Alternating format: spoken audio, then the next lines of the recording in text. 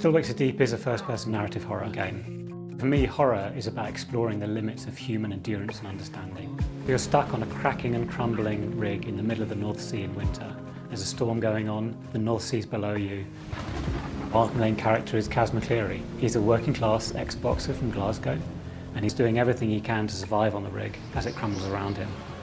So the oil rig environment will change in so much as you go from a working environment, working oil rig with lots of people around, something happens, a disaster happens, and from then on, once you recover, you just need to discover what happened, discover what has happened, and see what has become of the oil rig that you've already seen.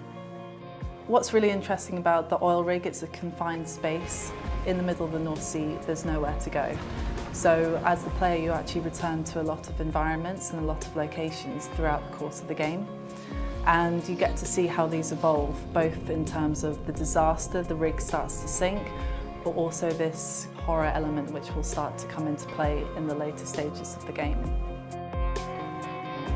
With Deep, we really wanted to move beyond just being a walking simulator.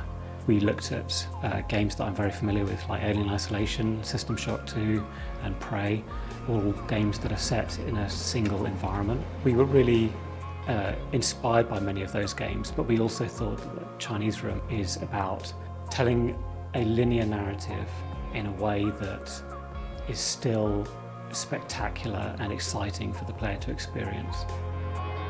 Fans of the Chinese Room, I'd say, yeah, I really hope you enjoy the game, and we put a lot of love and attention into the environment, spent a lot of hours putting our love into it so that you can get lost in it and enjoy it before things get a little crazy and hopefully get you scared.